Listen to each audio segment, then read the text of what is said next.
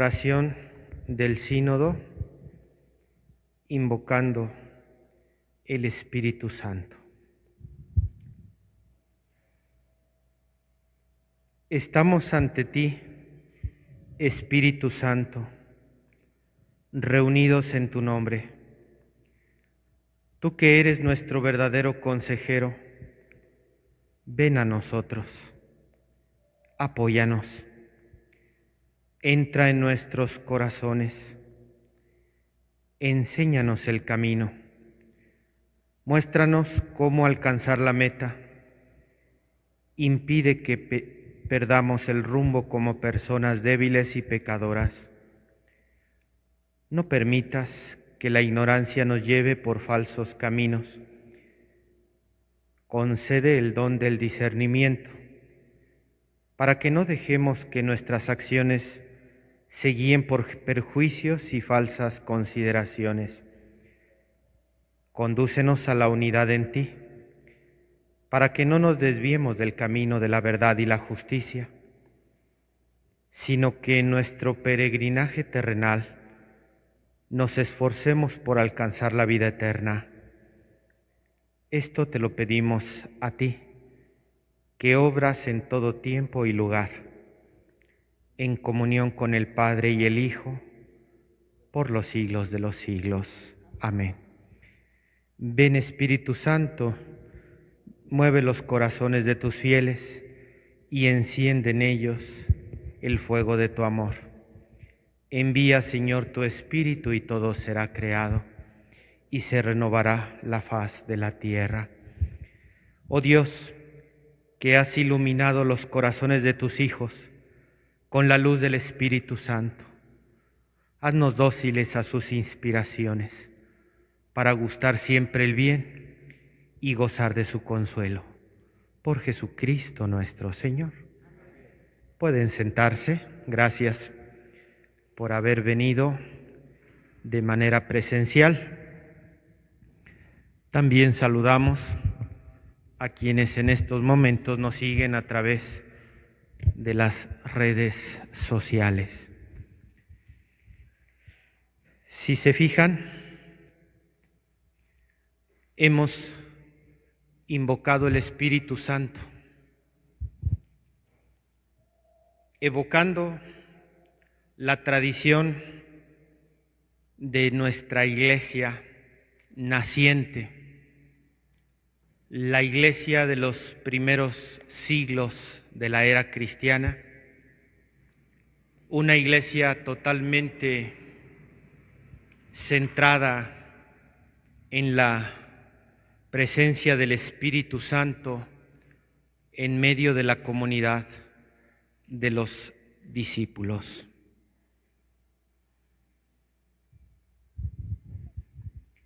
Antes de iniciar a hablar del sínodo, yo les quiero invitar a pensar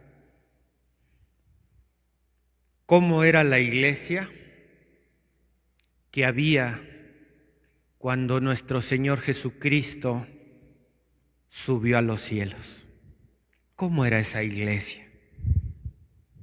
¿Había tantas reglas como hay ahora? ¿Había tantas jerarquías marcadas como las hay hoy?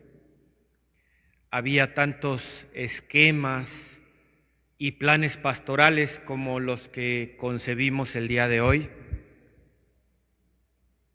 Tal parece que no. Al principio, cuando nuestra iglesia nació, en el día de Pentecostés, pues todos lo sabemos, la iglesia era movida ¿por quién? Por el Espíritu Santo. Y los discípulos adquirieron valor gracias a que llevaban dentro de ellos ¿qué cosa? El poder, el fuego del Espíritu Santo. Y es ese Espíritu Santo que les va dando valentía para que salgan a predicar con poder, para que salgan a predicar y a compartir su fe, a dar testimonio de su vida cristiana. ¿Qué es lo que empujaba? Imaginemos que nosotros somos quienes vimos pasar a Jesús. Jesús pasó por nuestros ojos y nos dejó impactados. Pero al ver que lo agarraron, lo llevaron preso, lo crucificaron y lo mataron, me lleno de miedo. Pero por dentro mi corazón palpita y está impactado del poder, de la fuerza, de la gracia que emanaba de ese hombre llamado Jesucristo. Pero yo estaba muerto de miedo, no podía moverme. Y es gracias a la acción del Espíritu Santo que yo salgo a proclamar mi fe. Jesucristo ha resucitado. Jesucristo vive en medio de nosotros. Y empezamos a hablar en plural. Ya no soy yo solamente quien tengo una fe, sino ya hay un nosotros. Todos los que vimos a Jesús y sentimos que nos tocó el corazón, estamos formando una nueva comunidad. Una comunidad naciente llamado cristianismo primitivo. Una comunidad que empezó a vivir en esa armonía del Espíritu, en comunión con Dios y en comunión con los hermanos. Palabras más, palabras menos, es lo que nos comparte el libro de los Hechos de los Apóstoles. Y a partir de ahí se empezaron a delimitar lo que conocemos nosotros hoy día como ministerios, ¿verdad? La misma Sagrada Escritura nos dice que empezaron a perfilarse lo que son los apóstoles, los profetas, los diáconos, los presbíteros, quienes se dedicaban a las enseñanzas, quienes tenían el don de lenguas.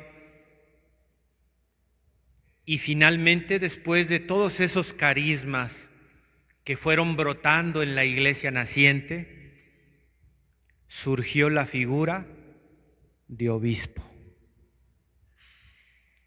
Y fue a través de la figura del obispo que se empezó a regular toda esta vida de la iglesia. Y empieza a crecer el cristianismo, se empieza a desarrollar, empieza a haber más adeptos, empiezan a haber más simpatizantes de Jesús. Pero ¿qué creen? Con el crecimiento del cristianismo comienzan a aparecer los peligros de nuestra fe. Comienza a aparecer el peligro de la herejía, ¿verdad? Porque muchos decían, Cristo es verdadero hombre, pero no sé si sea verdadero Dios. O Cristo es verdadero Dios, pero no podemos afirmar si fue verdaderamente un hombre como nosotros. Pero es que no sabemos si nació verdaderamente de la Virgen María. Y así empezaron a surgir dudas y el peligro de herejía se hizo latente. ¿Y qué pasa cuando surge el peligro de la herejía? Pues surge también el peligro de la unidad. La unidad corre peligro, porque si se empieza a concebir la fe de una manera diversa, pues la unidad verdaderamente corre peligro y comienza la división, comienza el cisma. Después de muchos años, se llegaron a delimitar lo que nosotros hoy conocemos como los tres grandes ministerios de la Iglesia, que son los obispos, los presbíteros y los diáconos. Y entonces va surgiendo lo que hoy conocemos como la jerarquía de la Iglesia. Y es la jerarquía de la Iglesia que había un papa que puso en boga la palabra sínodo. No sé si han oído hablar del Papa Víctor I. Bueno, pues vamos a ponerlo en nuestras notas. El Papa Víctor I fue un papa que a finales del segundo siglo quiso regular ciertas situaciones de la vida de los cristianos y sentó las bases para las celebraciones de los concilios. Y es la primera vez que nosotros tenemos una remota experiencia de lo que por primera vez se mencionó como sínodo. El Papa Víctor I, años 189-199, quiso regular lo que para nosotros es algo fundamental. Hoy día nosotros celebramos la Pascua. ¿Cuándo celebramos la Pascua? ¿Cuándo celebramos? ¿Quién sabe cuándo celebramos la Pascua? Entre marzo y abril. No. ¿Cuándo celebramos la Pascua?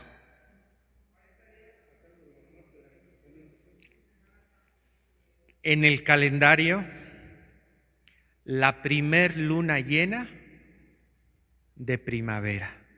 ¿Sí o no? Nosotros celebramos cada año la Pascua el primer domingo de luna llena, de la primer luna llena de primavera. ¿Y esto quién lo estableció o cómo llegamos a eso? Si la Escritura dice el día 14 de Nisán, así dice la Escritura, ustedes agarran la Biblia y la Biblia dice el día 14 de Nisán y nosotros la celebramos la primer luna llena, el primer domingo de luna llena de primavera. ¿Qué pasó ahí? El Papa Víctor I, años 189-199, hizo un sínodo y en el sínodo dijo, vamos a regular la fecha de la Pascua para que la Pascua caiga en domingo y ese domingo en el que va a caer la Pascua es la primer luna llena de primavera. De los sínodos que fincaron las bases de lo que hoy conocemos como sínodo. Es decir, el Papa se reunió con obispos que eran autoridad de la Iglesia y determinaron que esa iba a ser la fecha de la Pascua. Había por ahí algunos que no estaban de acuerdo y que querían seguir celebrando el día 14 de Nisán. Pues ahí hubo divisiones y los que estaban de acuerdo y no quisieron obedecer al Papa terminaron separándose de la Iglesia. Por eso decimos que esto puede causar ruptura, puede hacer peligrar la unidad. Cuando no se llega a un pensamiento conjunto para que todos estén de acuerdo en las decisiones que se toman desde lo más alto de nuestra jerarquía eclesiástica. San Jerónimo, aquel gran santo que escribió la Biblia, que la tradujo al latín, le llamaba a Víctor I, el Papa, el primer escritor latino de la Iglesia, porque fue quien impulsó el uso del latín e impulsó también este tipo de reuniones a las que vamos a abordar en este momento, llamadas sínodo. Tenemos en nuestra pantalla el logotipo de lo que nuestra iglesia, nuestra amada Iglesia Católica, ha tenido a bien convocar a todo el orbe cristiano a una asamblea como aquella de Víctor I en los primeros siglos de la era cristiana. Pero ahora estamos ya en 2021, 2023, y cada sínodo tiene su nombre. Recordemos que tuvimos el sínodo de la familia, que tuvimos el sínodo de los jóvenes, y entonces uno se pregunta, bueno, ¿y ahora cómo se va a llamar el sínodo? Pues el sínodo ahora se llama de esta manera: por una iglesia sinodal, comunión, participación y misión. Así se llama el sínodo. Y no va a durar un año, como normalmente duraban todos los sínodos, sino va a durar 2 años, del 2021 al 2023. Y más adelante lo vamos a explicar por qué. Ahora, por lo pronto, nos quedamos con que el Santo Padre nos invita a toda la iglesia, no nada más a los obispos, no nada más a los jerarcas de la iglesia, sino a todo el pueblo de Dios. Nos invita a participar del sínodo, por una iglesia sinodal, comunión, participación y misión. Y vamos a ir desmenuzando estos conceptos que tal vez nos causen un poco de conflicto, porque son palabras nuevas, muchas de ellas. Si nosotros abrimos el diccionario nos dice de manera sencilla que un sínodo es un concilio de obispos. Nosotros hemos escuchado mucho, por ejemplo, hablar de Concilio Vaticano II. Pues es algo parecido, dice el diccionario. Un sínodo es como un concilio. Dice también, es como una junta de eclesiásticos, como una junta de ministros, como una junta del clero de una diócesis. Normalmente, si se fijan, siempre tiene la connotación de jerarquía. Se habla de sínodo, se habla de una reunión de la jerarquía. Si nos vamos a la etimología, que es la que más nos puede iluminar para comprender mejor lo que significa el sínodo, vemos que proviene del latín y a su vez proviene del griego sínodos. Sin significa reunión o acción conjunta, y odos significa ruta, camino o viaje. Entonces, con el significado etimológico podemos decir que el sínodo es un encuentro, una reunión o una asamblea. Un encuentro, una reunión o una asamblea. Hasta antes del Papa Francisco, esos encuentros, reuniones o asambleas eran propios de la jerarquía. A partir del Papa Francisco, esas reuniones también interpelan al pueblo de Dios, interpelan a los laicos. Y esto es algo que yo quisiera que la gente tomara en cuenta, y por eso he tratado de hacer esta charla para suscitar esa motivación de aprovechar la oportunidad que nos está dando el Santo Padre para que los laicos se involucren en estas asambleas sinodales de la vida de la Iglesia. En cualquier sitio de internet, pues podemos decir que en general sínodo, y creo que con esto ya nos puede quedar más claro, es una reunión o una asamblea para deliberar algo. Pensemos en el caso de la Pascua. El primer sínodo donde un papa se reunió con otros obispos para determinar la fecha de la Pascua. Más o menos por ahí va la idea de sínodo. No sé si haya una duda hasta aquí, para ya no.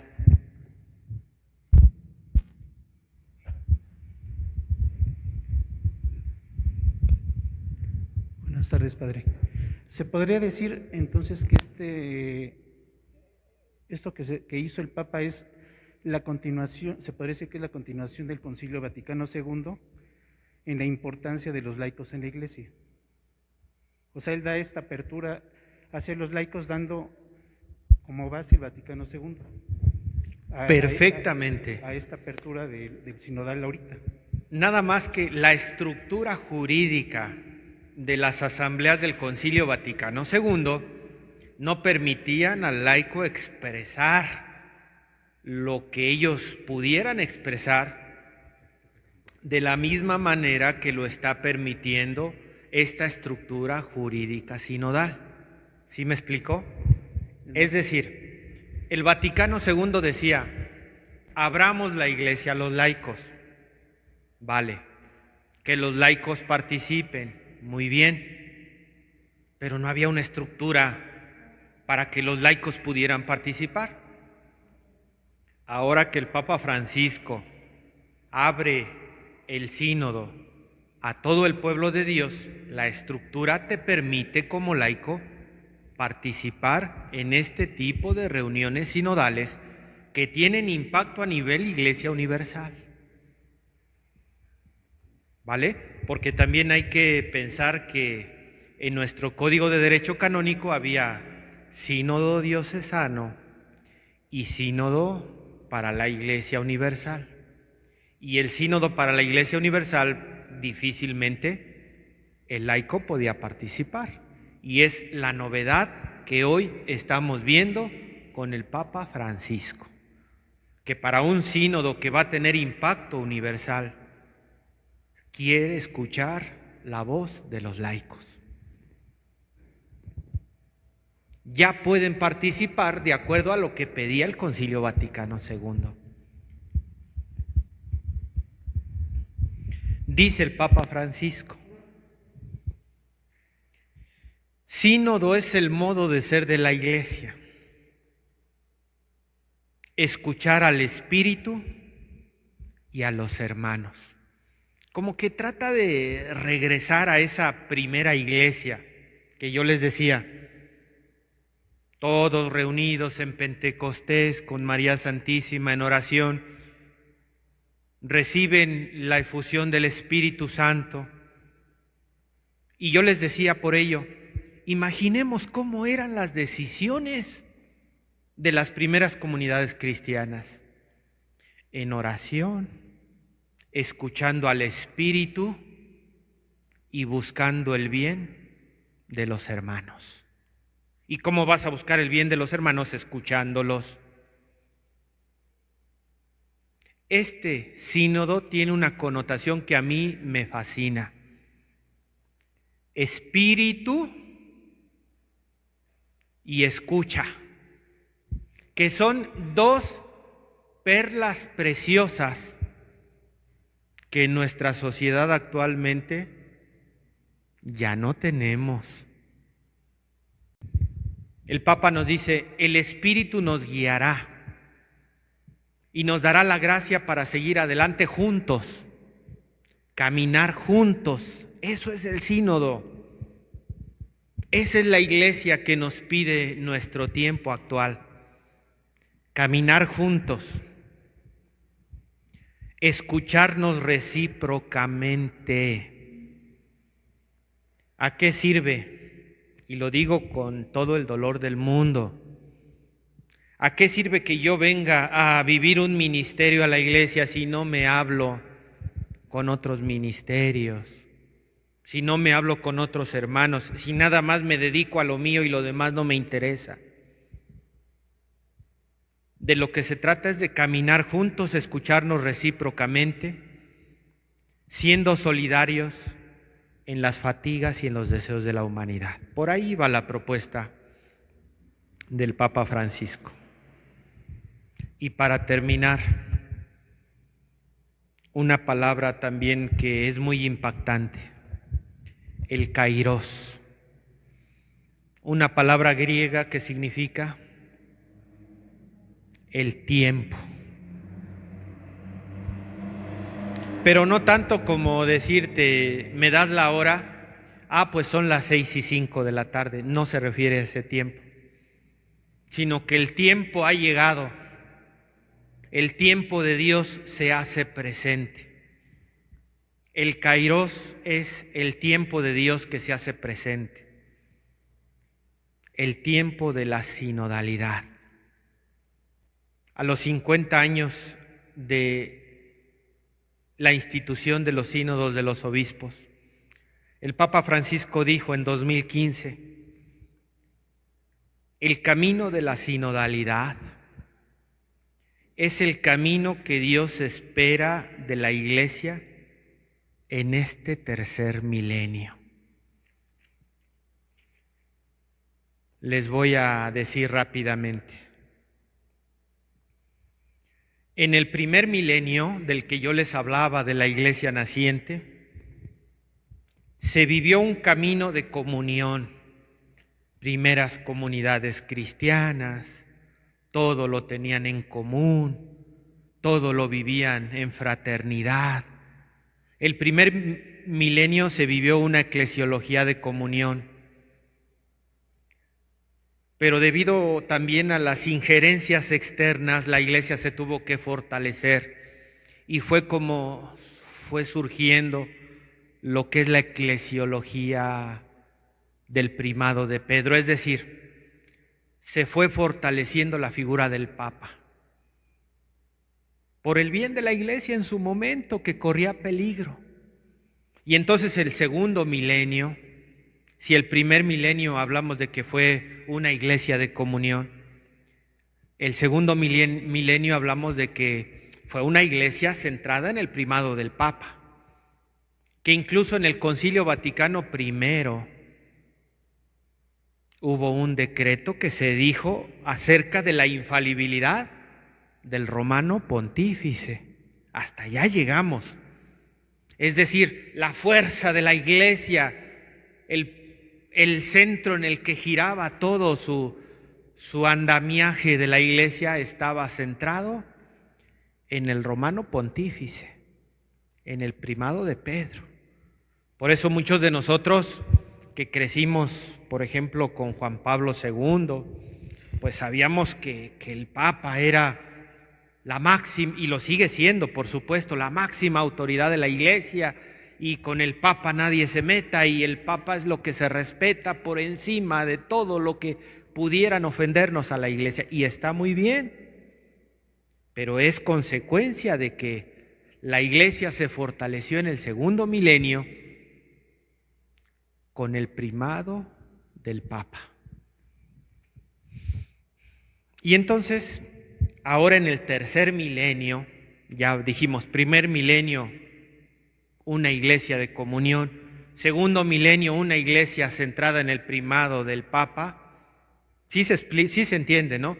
La comunión era lo importante en el primer milenio. En el segundo milenio, el Papa era lo importante en el segundo milenio. ¿Y qué nos propone el Papa Francisco para el tercer milenio? Ni uno ni otro. La sinodalidad. La sinodalidad es el camino que Dios espera de la iglesia para este tercer milenio. O sea, el Papa habló de sinodalidad en 2015 y una de sus comisiones en el 2018 sacó un libro, La sinodalidad en la vida y en la misión de la iglesia. Altamente recomendable para quien quisiera profundizar en el tema buscando en internet el documento de la sinodalidad en la vida y en la misión de la Iglesia, lo puede uno descargar. ¿Cuál es la base de la sinodalidad? La comunión. Para recordar lo que es la comunión, yo lo escribí aquí en el recuadro. La unión con Dios Trinidad y la unión entre las personas humanas. Ya tan solo el recordar lo que es comunión, yo creo que le hace mucho bien a nuestro pueblo de Dios. Es decir, yo estoy llamado a vivir la comunión con Dios que es Trinidad, pero también con mis hermanos que están alrededor de mí.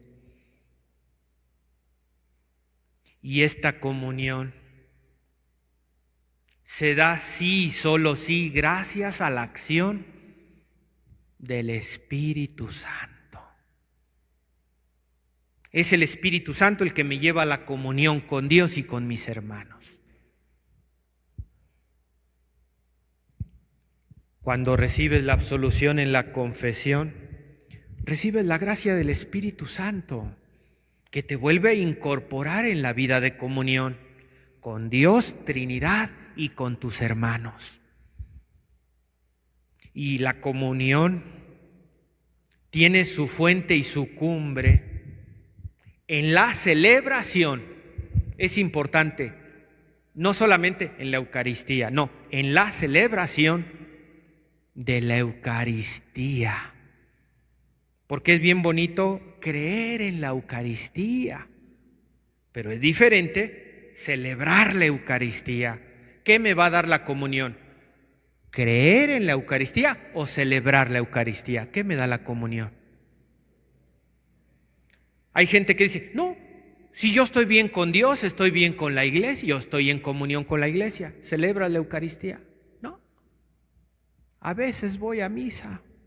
No soy mucho de ir a misa, pero sí yo creo en todo lo que me dice la iglesia, yo estoy en comunión. No, la comunión tiene su fuente y su cumbre en la celebración de la Eucaristía.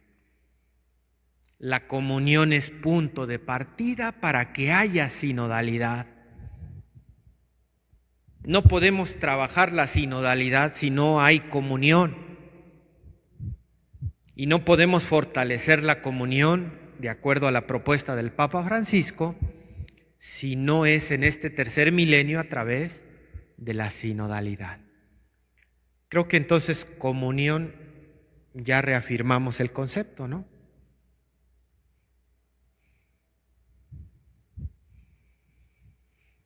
Entonces, ahora sí, ¿qué es la sinodalidad? Es una específica forma de vivir y de obrar. El modo de vivir, como decía el Papa Francisco, el modus vivendi et operandi, nuestra forma de ser. ¿Cómo debemos nosotros de llevarnos? ¿Cómo deben ser nuestras relaciones? ¿Cómo debe ser nuestro caminar juntos dentro de la iglesia? Un pueblo de Dios que manifiesta y realiza en concreto su comunión caminando juntos. Ahí está la clave. Bueno, entiendo que la sinodalidad en sí no es nuevo porque tiene como principios el Evangelio de Cristo. Correcto. O sea, lo que nos enseñó Cristo en su Evangelio viene siendo la sinodalidad. Quiero entender que a través de los años todos los que formamos parte de la Iglesia de alguna manera nos desviamos del camino. Entonces viene a ser la sinodalidad como este retorno de ese encuentro otra vez con esa primera enseñanza de Jesucristo y con la primera enseñanza de la Iglesia primitiva. Y luego, por otro lado, yo entiendo que la sinodalidad que hace el Papa Francisco es que le da su tiempo al Espíritu Santo. Como tuvo su tiempo Cristo en el Nuevo Testamento, nuestro tiempo que vivimos del Espíritu Santo le da la fuerza que es, ¿no? Lo que es el Espíritu Santo realmente en la Iglesia.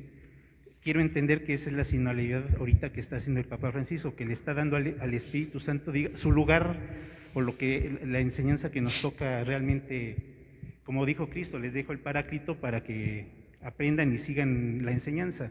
¿Es esto? Así es. No es, tal vez yo pude expresarme mal. No es que hablemos de una realidad nueva, porque no lo es. Es un concepto nuevo, eso sí. Un concepto nuevo que absorbe una realidad que ya existía. La comunión de los cristianos del primer milenio. La presencia jerárquica del primado de Pedro y los obispos esparcidos por el mundo en el segundo milenio. En el primer milenio se le daba ese tiempo al Espíritu para que las mociones del Espíritu movieran a las primeras comunidades. Por cuestiones históricas, la Iglesia se tuvo que ver fortalecida con la figura de la jerarquía, porque así lo requirieron sus tiempos en un momento determinado. A partir del Concilio Vaticano II, ya el Espíritu Santo nos va empujando nuevamente a la apertura de la Iglesia a la vida de los laicos. ¿Qué hace este concepto? Pues aglutinar lo que era esa experiencia del Espíritu, pero sin desechar la fortaleza que nos da la presencia de la jerarquía para incluir la participación de los laicos. Por ahí creo que, no sé si más o menos.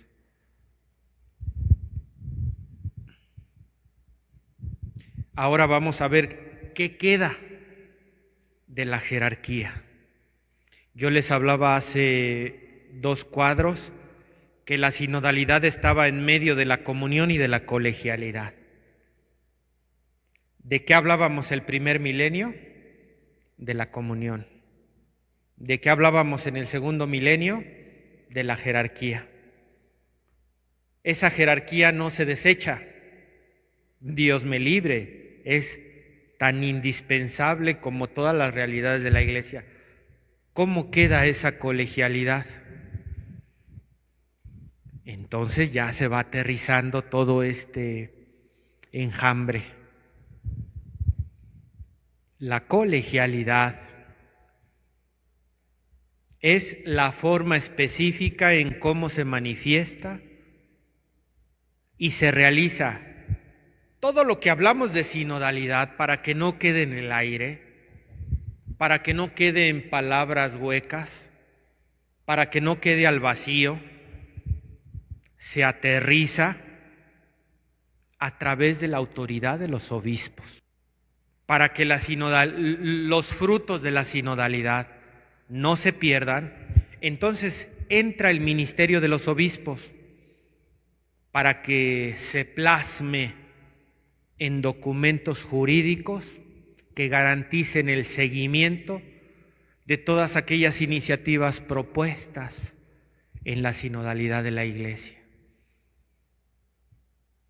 Opinamos, proponemos, y para que esto no quede en el aire, los obispos lo aterrizan en documentos para la vida de sus diócesis. Y los obispos suscitan también la comunión entre las iglesias particulares, nuestra conferencia episcopal, las iglesias unidas en el continente, la Iglesia Universal. Esta comunión entre diócesis, entre países, entre continentes, se da gracias al ministerio de los obispos. Por eso es tan necesaria la sinodalidad, la colegialidad, perdónenme. La colegialidad le da ese respaldo jurídico a todas las propuestas que surgieron de la sinodalidad. El Papa Francisco ha dividido me parece que ya estaba desde el Papa Benedicto XVI, la Iglesia universal la ha dividido en 7 regiones. ¿Cuántos continentes conocemos? ¿Cuántos continentes hay? 5. ¿Cuáles son? América, Europa, África, Asia y Oceanía. Son 5. Pero nuestra iglesia está dividida en 7. Entonces me faltan 2. De los 5 continentes, América está dividido en 2, que es Norteamérica y Latinoamérica. Y Asia está dividido en 2, que es Medio Oriente y Asia. Esas son las 7 regiones de la iglesia. Y nuestra región de América Latina incluye las conferencias episcopales de Brasil, de Argentina, de México. La Conferencia Episcopal de México incluye las arquidiócesis, y las arquidiócesis nuestras diócesis, y así sucesivamente. Y todo esto se da gracias a la colegialidad de los obispos. Términos que nos van a ayudar a comprender la sinodalidad, que son términos muy cercanos. Corresponsabilidad. ¿Qué es corresponsabilidad, Lupita? La responsabilidad mutua. ¿Quién es responsable de que camine bien la iglesia? ¿Solamente el Papa o también la catequista? ¿Solamente el Papa o también el sacristán? ¿Solamente el cura o también el religioso? ¿Solamente el cura o también el feligrés? Esa es la corresponsabilidad. Si la iglesia tiene realidades que no están funcionando, todos somos corresponsables. Y como todos somos corresponsables, estamos llamados a la participación. Si yo veo que mi casa se está derruyendo, no me voy a quedar con los brazos cruzados.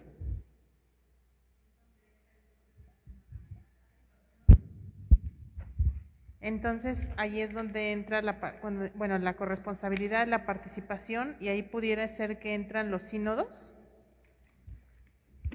¿Correcto?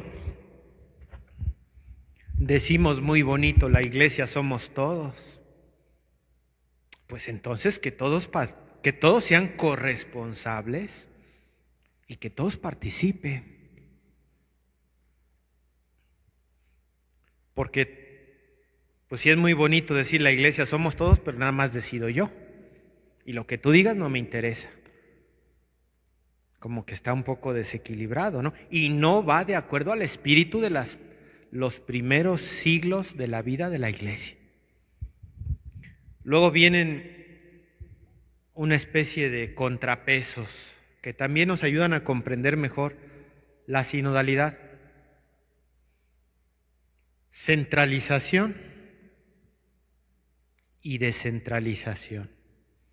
Que todo lo lleven en el centro o que todo lo lleven en la periferia. No se trata ni de uno ni de otro, se trata de un equilibrio. Ni que todo solamente se haga en Roma, ni que todo se haga solamente en las parroquias de alrededor del mundo. Debe de haber un contrapeso. Y ese fiel de la balanza, ¿quién nos lo va a dar? La sinodalidad. ¿Se dan cuenta? Primado, Cuando hablamos de primado, hablamos del poder del Papa. Y cuando hablamos de colegialidad, hablamos de los obispos esparcidos por el mundo. ¿Quién va a mandar? ¿El Papa o los obispos echándole montón al Papa? No. Debe haber un contrapeso. Debe haber un fiel de la balanza.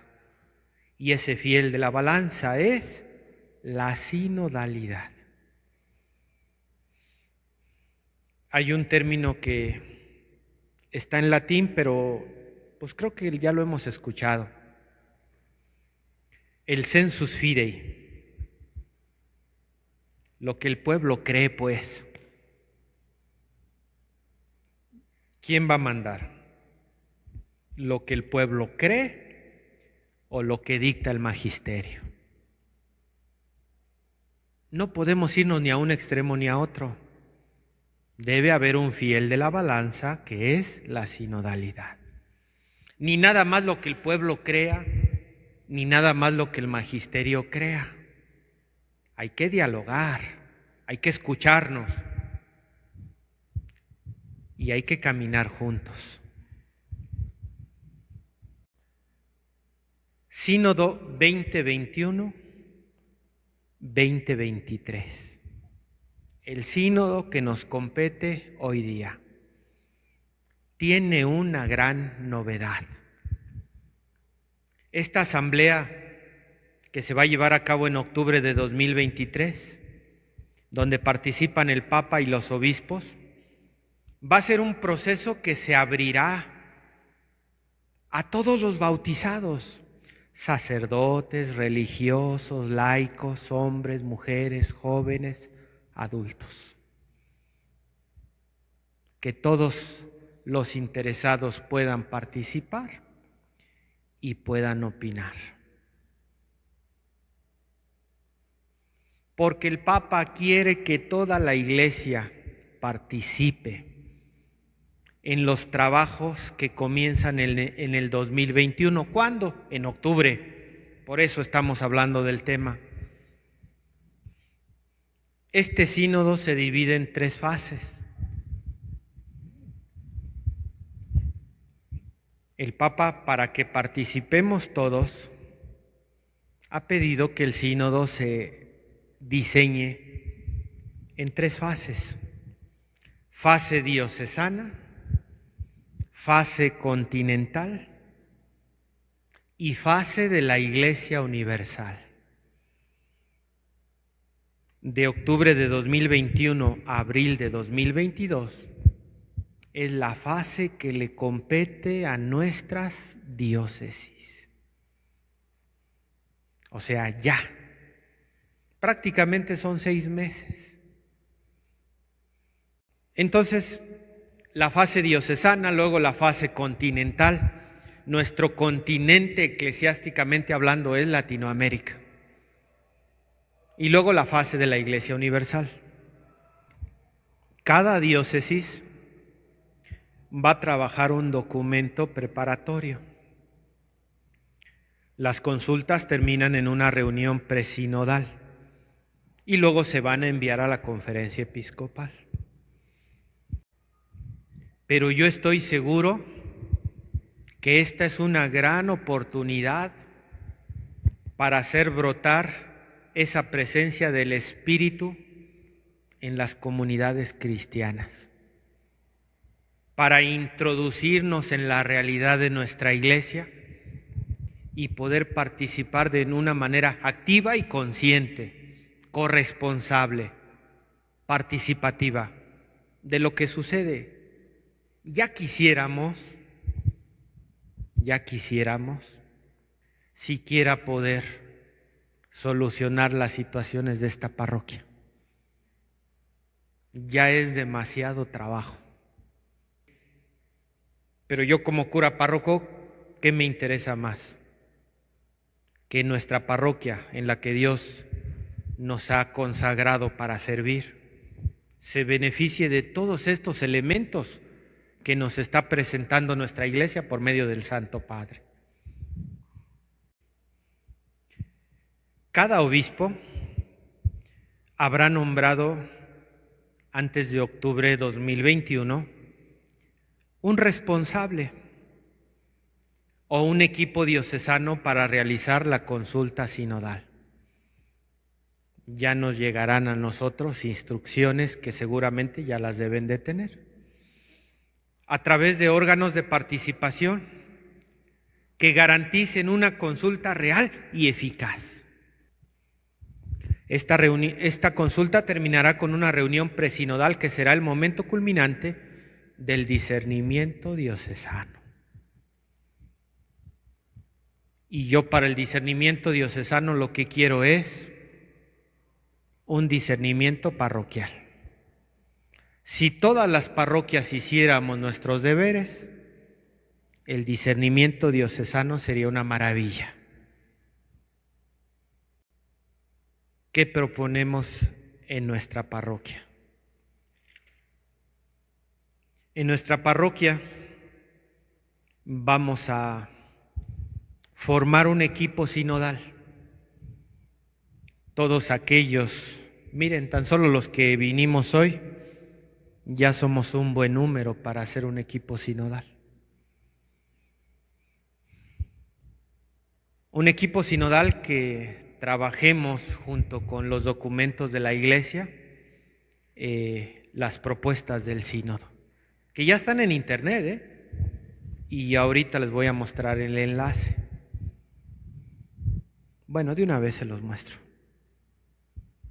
En este enlace nosotros tenemos acceso, así está el documento, con colores y con dibujitos, sencillito de entender.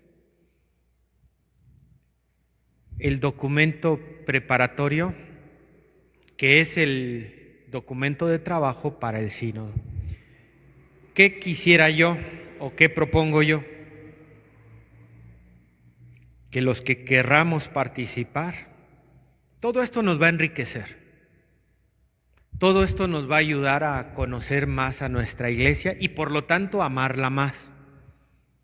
Nos va a ayudar a conocer las fortalezas y debilidades de nuestra comunidad parroquial. A ver de qué manera mi ministerio puede encajar mejor en la comunión de mi iglesia parroquial. O cómo puedo potencializar a mis demás hermanos del ministerio o mi forma de vivir mi fe cristiana. Hay tanto que nos puede enseñar esta propuesta sinodal. Derivado de esta reflexión sinodal, se pueden establecer nuevas estructuras para nuestra parroquia, apoyadas en el Plan Diocesano de Pastoral.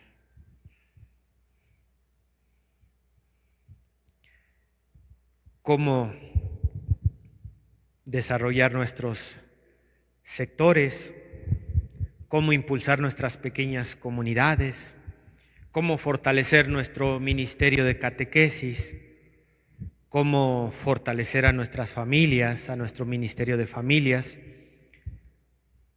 Tantas realidades que se pueden potencializar.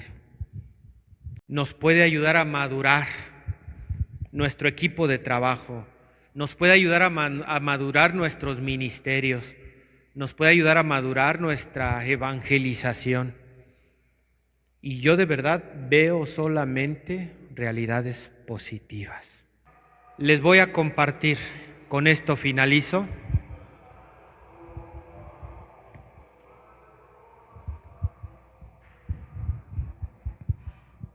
Hay un santo que está muy de moda porque fue beatificado por Benedicto XVI y canonizado por el Papa Francisco, John Henry Newman. Él era anglicano y él en la Universidad de Oxford trataba de demostrar la apostolicidad de los anglicanos. Tanto trató de demostrar la apostolicidad de los anglicanos que terminó haciéndose católico. Pero era un hombre muy estudioso, muy estudioso.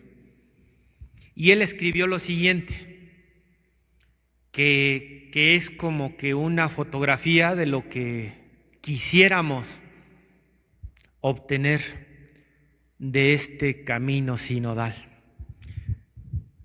Dice John Henry Newman: quiero un laicado que no se muestre arrogante, que no se muestre duro en su lenguaje, que no se muestre quisquilloso, sino unos hombres y mujeres que conozcan su religión, que penetren en ella, que sepan exactamente cuál es su lugar, que conozcan el alcance de lo que afirman o de lo que rechazan, que comprendan su credo tan perfectamente como para dar cuenta de él, que conozcan tan a fondo la historia como para saber defenderla. John Henry Newman.